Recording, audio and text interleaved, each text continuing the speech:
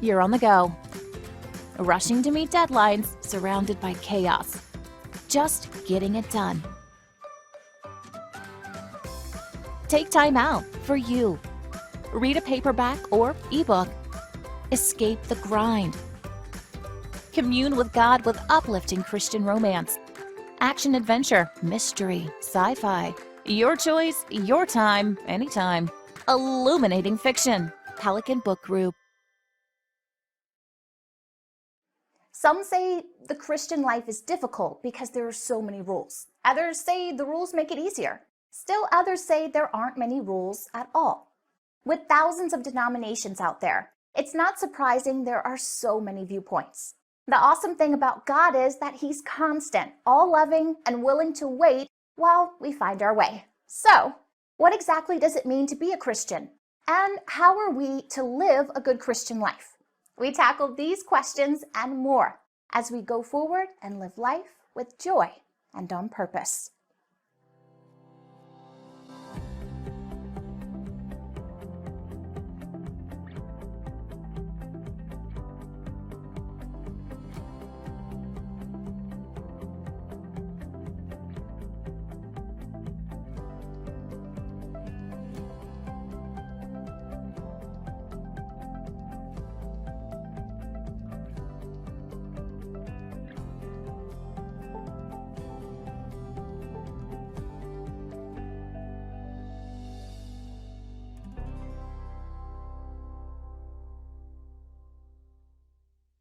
Hello, I'm Jamie West. Welcome to our show. Today our discussion is going to be about transforming your heart. The discussion is based on a scripture in the Bible, Philippians 4, verse 8. And that verse reads as, "Finally, brothers and sisters, whatever is true, whatever is noble, whatever is right, whatever is pure, whatever is lovely, whatever is admirable, if anything is excellent or praiseworthy, think about those things."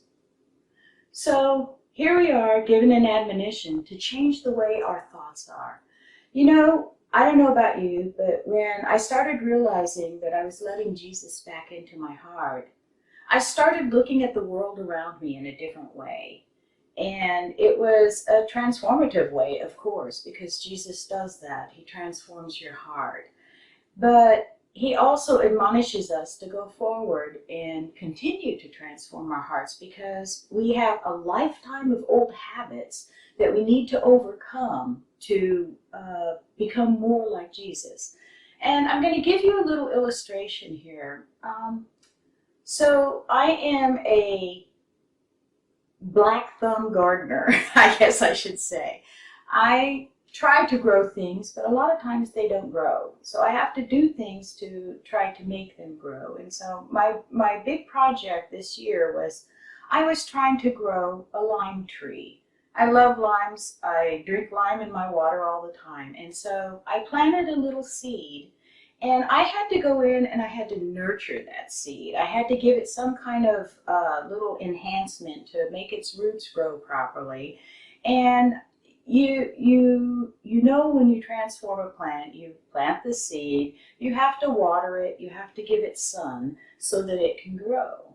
Well, Jesus does that for us. He nurtures us and He gives us the Bible so that we can grow. He gives us the Bible to read so that we can grow. So we're like a little seed to Jesus. He puts something into our hearts to change us. And when you put a seed into the ground, you transform it. It becomes not just a seed, but it breaks open and becomes something else. And in this case, mine became a little lime tree. It's only about that tall, but it's growing now. And normally, the things that I try to keep alive, it's difficult, but I'm working really hard to make sure this little lime tree grows up into a big lime tree. So Jesus does the same to us. He plants a seed in our hearts. He gives us the tools to make it grow. And we have to start changing that lifetime of habits that we had from before. A lot of times we didn't necessarily have bad habits. We just didn't have habits that were more in keeping with what Jesus wants from us. And so for us to go forward, we need to transform our hearts. Jesus transforms us by opening us up to the possibilities. And then he gives us the Bible to show us how to continue bringing that forward into our new life, into our new heart that he has given us. So we look at this scripture, and the first thing that he says is, whatever is true. Well, you know, most of us go through life and we basically tell the truth about everything. We basically believe that we know the truth about everything. And so, I mean, very few of us are evil people who just totally deny the truth. But what he's telling us here is to start paying attention to what is true. Not only in what's happening around us, but in our own personal lives. And I have to tell you, there was something that I had as a person before Jesus. I love to tell stories, but not lies. I just like to tell stories. As you can tell, I like to speak and I like to talk to people. And I also have a tendency then to sort of embellish just a little, just to make something sound more exciting than it really was.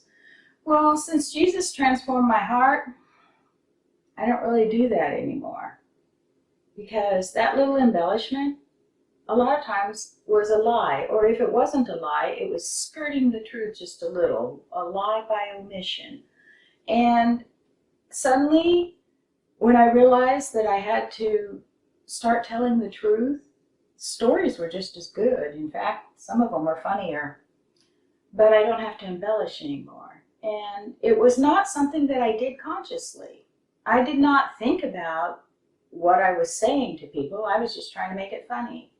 And when you do that, you start realizing, well, you know what? That didn't actually happen. Or it didn't actually happen that way. Or I skipped a step and didn't explain something else that happened before it.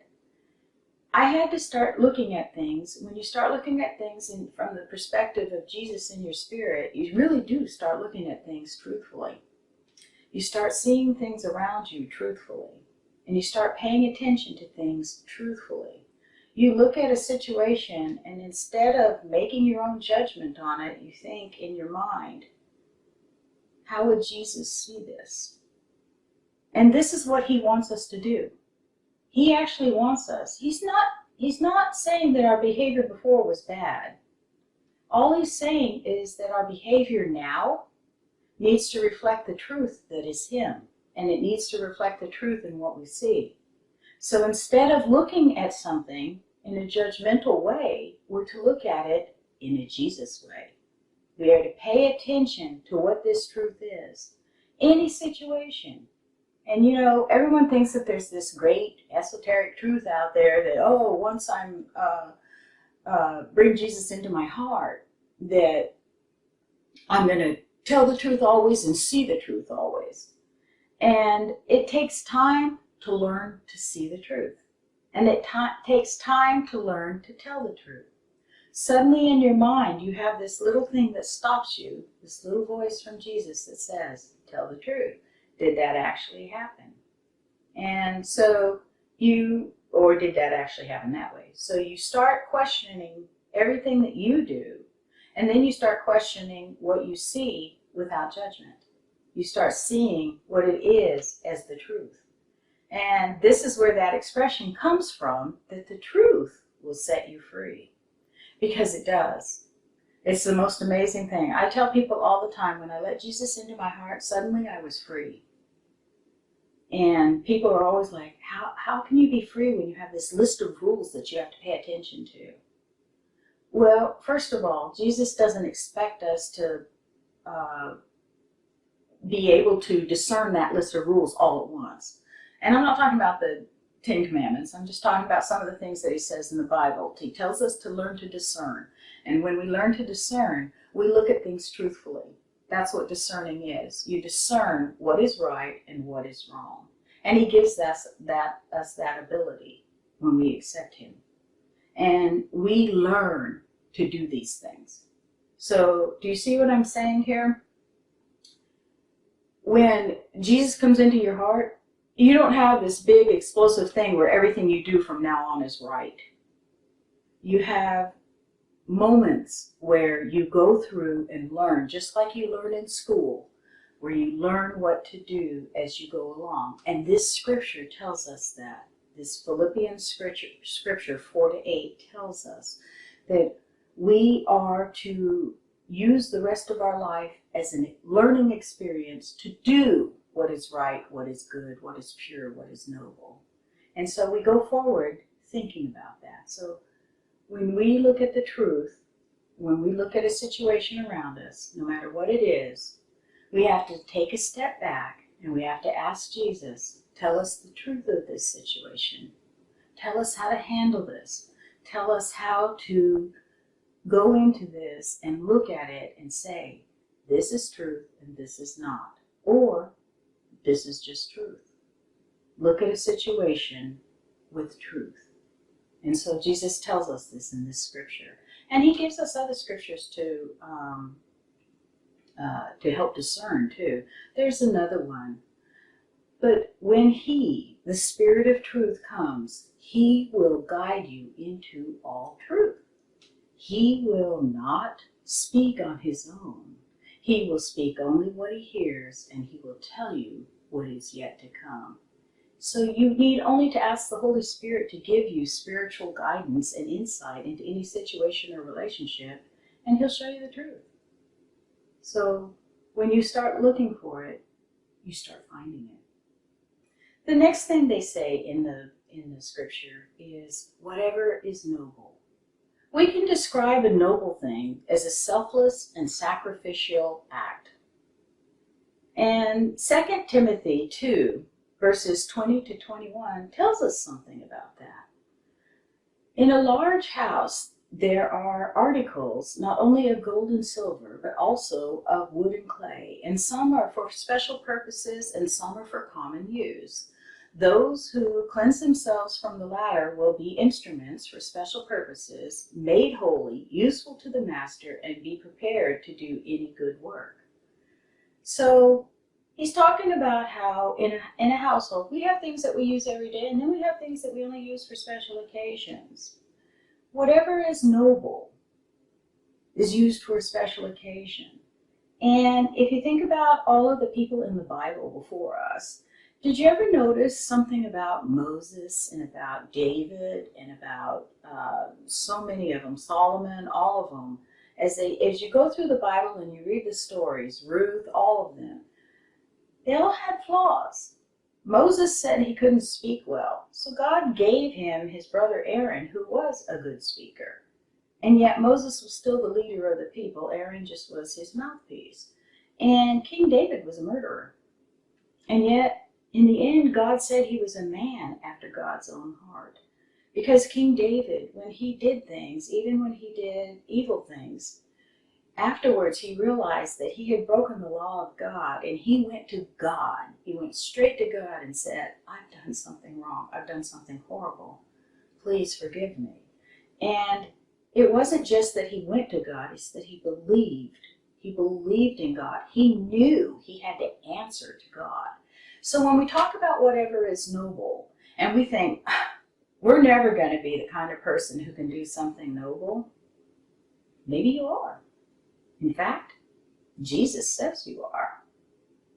He says that he chooses you for a purpose. And you know what? Your purpose may not be something as great as Moses leading the people out of Egypt.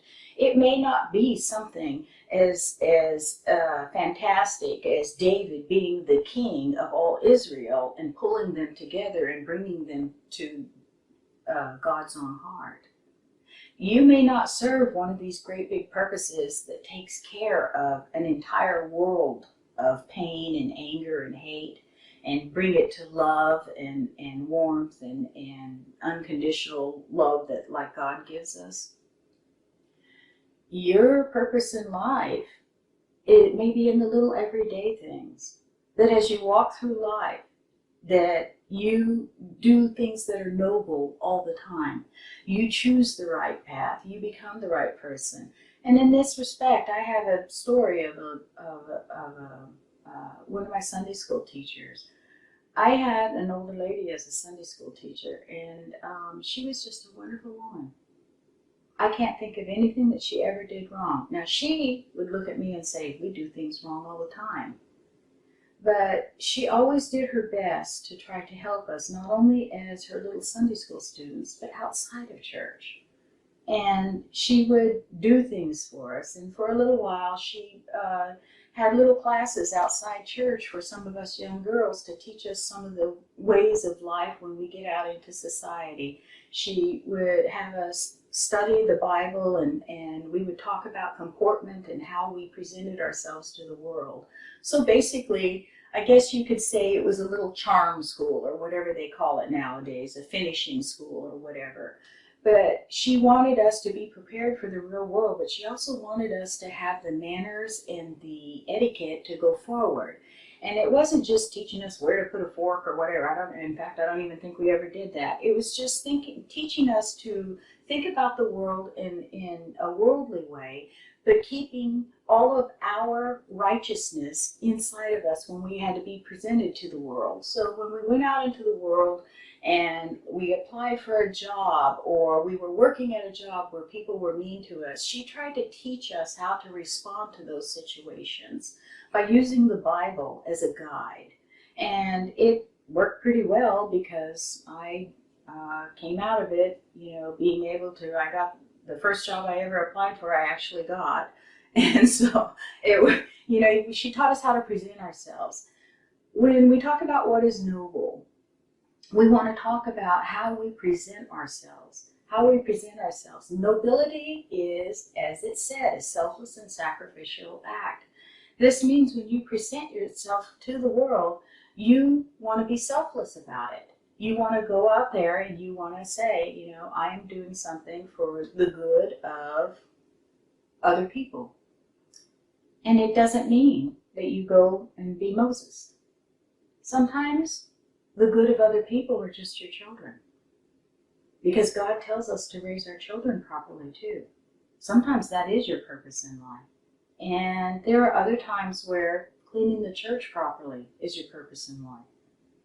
And I read a little article a couple of days ago, and it was interesting, and it said that every time you do something good, that's your purpose. And I thought, that's kind of cool. Every time you do something good or selfless for another person or another entity or whatever, that's your purpose right then and there. Some of us may not have this great big purpose in life to lead a nation to God. Some of us may have small purposes all throughout our lives. Everything that is good, everything that is pure that we do is our purpose. And each time we do one of those things, we shine a light on Jesus being in our heart. We shine a light on what true Christianity really is.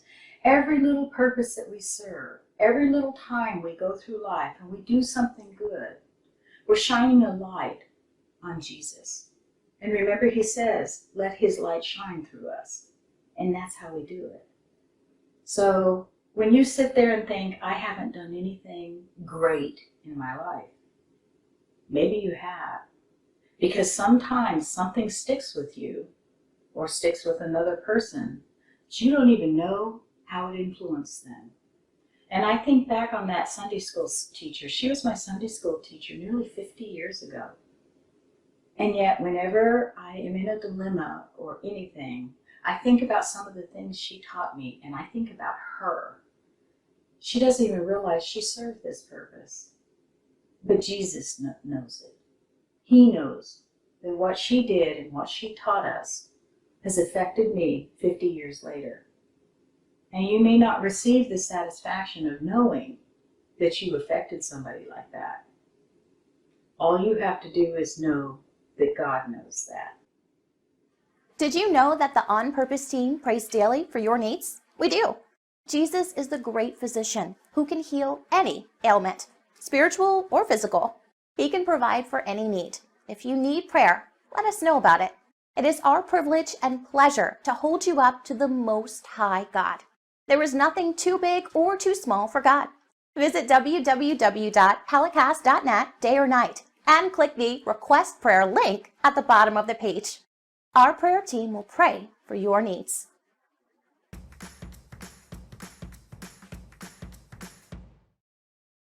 You're on the go, rushing to meet deadlines, surrounded by chaos, just getting it done. Take time out for you. Read a paperback or ebook. Escape the grind. Commune with God with uplifting Christian romance, action adventure, mystery, sci-fi. Your choice, your time, anytime.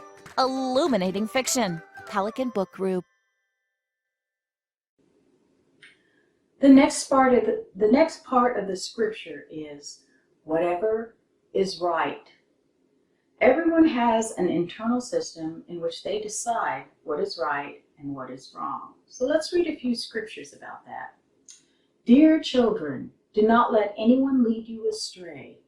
The one who does what is right is righteous, just as he is righteous. And that's in 1 John 3:7. And that's kind of an odd way to phrase it. Whatever you do is righteous because you are righteous. And a lot of us Christians also think, wow, I'm so far from perfect. But he's telling us in this scripture that for the most part, most of us are trying to be righteous. We are trying to be right. We are trying to be good. And so he tells us, whatever is right, make sure you do it. And that's a hard thing to do sometimes. Sometimes we're put in a situation, and we all know it. We've been put in a situation where if we choose what is right, we're going to make a bunch of people mad. And I have been in that situation, and many times actually. And it's a really hard decision to do what is right when the tide is against you. But Jesus is telling us to do what is right anyway. And I know that sometimes doing what is right is very, very hard. It is going against a tide sometimes. And you have to think these things through. But remember, whatever is true, whatever is noble, whatever is right. And so he's giving us a path to take. First, look at the situation for the truth that it's supposed to be. And then remember, whatever is noble is a selfless act. And then we come to whatever is right. And sometimes you have to look at what is right and go against the tide of the world around you. But when you do that, you are doing what is right in Jesus' mind. And he gives us plenty of chances. If you choose the wrong path one time, remember Peter. Jesus told him, before the rooster crows, you're going to deny me 3 times. So Peter said, no, I would never do that because, I'm righteous in the Lord. I have you in my spirit. I mean, Peter witnessed Jesus. And what happened? He denied Jesus 3 different times before that rooster crowed. And, in my before Christ time, I would have looked at Jesus and said, you would never be my friend again. But what happened? He went on from that terrible experience from when he did something totally flat out wrong. And he went on to become one of our greatest apostles. So think about that for a minute. That sin, which you and I, in our humanness, would probably say, I never want to be your friend again. Jesus took that sin and he turned it into something better. He transformed Peter's heart from that sin. So when you think that you can't step inside church doors because of some sin that you did, that, the building would fall down, think again. I mean, what could be worse than turning on your friend? What could be worse than betraying your friend so deeply? And yet Jesus took that example. When Peter did something wrong, Jesus turned it to a right. So when you fail in trying to do right, don't dwell on it. Try to right it as best you can. Go forward and be the right person in your future. Because God always gives you a chance. God's going to give you chances all the way up until the end of your life. Till that moment before you die, God is going to be talking to you and giving you a chance to do what is right. So you always have chances. So when you fail, don't feel like it is a failure. Look on it as an experience to transform your heart even more. On Purpose is funded through sponsor support. We thank you for your generosity. To donate or to learn more about sponsorships and the On Purpose mission, visit www.pelicast.net. If you have questions or comments about this program, email us at suggestionbox@pelicast.net. Thank you for watching today's episode. Join us next week as we tackle yet another tough issue from a Christian perspective.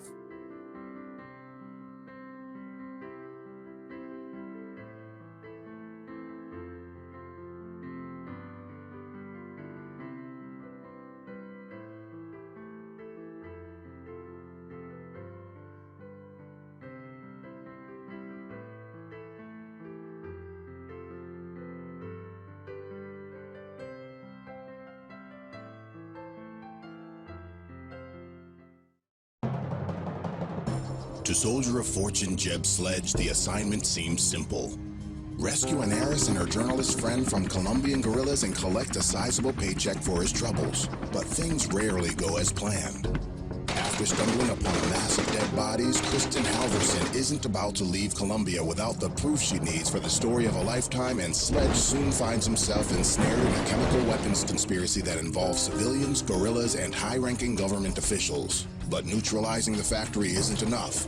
Where are the weapons that have already been fabricated? Who are the intended targets? How potent and far-reaching are the effects? A pursuit through South America, the U.S., and the Caribbean embroils Sledge and Christian in a mission to prevent a catastrophic attack, and leaves Sledge fighting to save both their lives. Kidnapping, conspiracy, chemical weapons, this is no routine rescue. Don't miss Don Taylor's Deadly Additive, Fall 2012, a Harbor Light Books release from Pelican Book Group.